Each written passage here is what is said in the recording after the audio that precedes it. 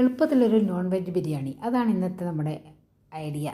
അപ്പോൾ അത് എങ്ങനെയാണ് ഉണ്ടാക്കണതെന്ന് നോക്കിയാൽ കാണുമ്പോൾ തന്നെ നല്ല ടേസ്റ്റുമാണ് കേട്ടോ. അപ്പോൾ നമ്മളുടെ റൈസ് നമ്മൾ ഒരു ഗ്ലാസ് അടിക്ക് 2 ഗ്ലാസ് വെള്ളം എന്നുള്ള രീതിയിൽ തിളപ്പിച്ചിട്ട് അതിലേക്ക് ഇട്ട് വേവിച്ച് വെച്ചിട്ടുണ്ട്. പട്ട ഗ്രാമ്പൊക്കെ ചേർത്തിട്ടുണ്ട്. പിന്നെ ആദ്യം തന്നെ ഒരു 5 മിനിറ്റ് ആ റൈസിനെ നെയ്യ് അല്ലെങ്കിൽ ഡാൽഡയൊക്കെ ഒഴിച്ച് ഒന്ന് ഗോൾഡൻ ബ്രൗൺ വരെ മൂപ്പിച്ചിട്ടാണ് കേട്ടോ നമ്മൾ വേവിച്ചിരിക്കുന്നത്. ആവശ്യത്തിന് ഉപ്പ് ഇട്ട് കൊടുത്തിട്ടുണ്ട്.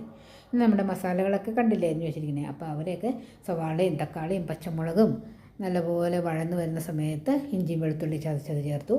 അതുപോലെ തന്നെ അതിലേക്ക് ആവശ്യത്തിന് മഞ്ഞൾപ്പൊടി, മുളക് പൊടി, പിന്നെന്താ മല്ലിപ്പൊടി, അതുകൂടാണ്ട് നമ്മൾ കുറച്ച് കുരുമുളക് പൊടി, പിന്നെ നമ്മളുടെ ഫിഷ് മസാല, ഇത്തരം സാധനങ്ങളെല്ലാം ചേർത്ത് നല്ലപോലെ വഴറ്റി അതിലേക്ക് ആവശ്യത്തിന് വെള്ളം കൂടി ഒഴിച്ച് കൊടുത്തിട്ട് ഇവനെ ഒരു കുഴമ്പ് പരുവത്തിലേക്ക് അങ്ങോട്ട് ആക്കിയെടുക്കുകയാണ് ചെയ്യണേ.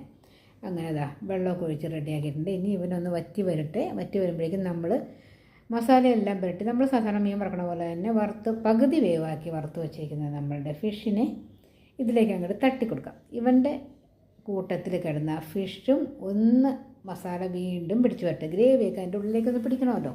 അപ്പോൾ അങ്ങനെ ഫിഷിനും കൂടെ പിടിച്ചു വന്നു കഴിഞ്ഞാൽ നമുക്ക് ബിരിയാണിക്കുള്ള മസാല റെഡി. നമ്മളുടെ എളുപ്പ ബിരിയാണി എന്ന് ഇത് പറയാനുള്ള കാരണം തന്നെ എല്ലാവർക്കും അറിയാമല്ലേ. ഫിഷ് നമുക്ക് വേവിക്കേണ്ട കാര്യമില്ല, നേരെ വറുത്താൽ മതി. വറുക്കുന്നത് തന്നെ പകുതി വേവ് വറുത്താലും മതി. അത് കഴിഞ്ഞ് ഇങ്ങനെ ഇവിടെ ചെയ്ത് കഴിഞ്ഞാൽ സംഭവം വളരെ ഈസിയാണ്.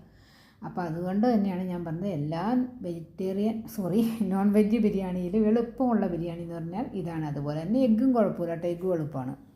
അപ്പോൾ നമ്മളുടെ ഫിഷൊക്കെ റെഡി ആയിട്ടുണ്ട്.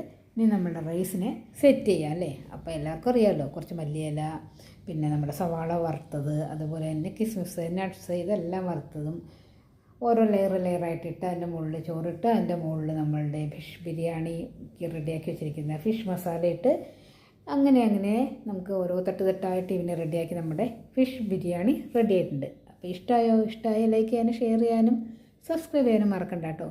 പിന്നെ നമ്മളുടെ ഇതിൻ്റെ ഇൻഗ്രീഡിയൻസ് ഒക്കെ നമ്മളൊന്ന് ഡിസ്ക്രിപ്ഷനിൽ കൊടുക്കുന്നതാണ്. അപ്പോൾ എല്ലാവരും ഒന്ന് ഡിസ്ക്രിപ്ഷൻ കൂടി നോക്കിക്കോളൂ. അപ്പോൾ എന്താണ് പറഞ്ഞത് തിരക്കിട്ട് പറഞ്ഞ പോലെ തോന്നുന്നുണ്ടെങ്കിൽ എന്താണ് പറഞ്ഞതെന്നുള്ളത് നമുക്ക് ഡിസ്ക്രിപ്ഷനിൽ നിന്ന് മനസ്സിലാക്കാൻ പറ്റും. കാരണം ഇതൊരു ചെറിയ വീഡിയോ ആണല്ലോ, അതുകൊണ്ട് തന്നെ ഡീറ്റെയിൽ ആയിട്ട് നമുക്ക് പറയാൻ പറ്റാത്ത കേട്ടോ. അപ്പോൾ വീണ്ടും കാണാം. അതുവരെ എല്ലാവർക്കും ബൈ.